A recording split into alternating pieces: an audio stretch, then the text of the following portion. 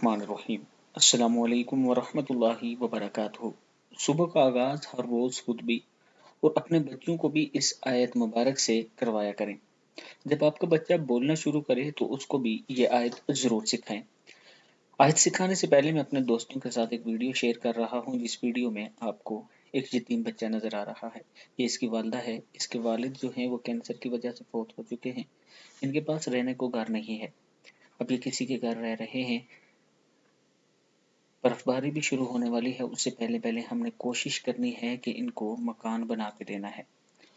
तो मैं अपने तमाम चाहने वालों से गुजारिश करूंगा कि अगर आप दोस्त हेल्प करना चाहें तो ये मेरा व्हाट्सएप नंबर है, इस पर मुझसे रब्ता भी कर सकते हैं और इसी नंबर पर जहेज कैश, इजी पैसा और बैंक अकाउंट भी आपको मिल सकता है। तो शुरू करते हैं आज का लेसन। बिस्मिल्लाहिर्रहमानिर्रहीम। अल्हम्दुलिल्लाहिल्लज़ी लम यत्तखिज़ वलदन वलम यकुल लहु शरीकुन फिल मुल्की वलम यकुल लहु वलिय्युम मिनज़-ज़ुल्ली वकब्बिरहु तकबीरा। सदक़ल्लाहुल अज़ीम।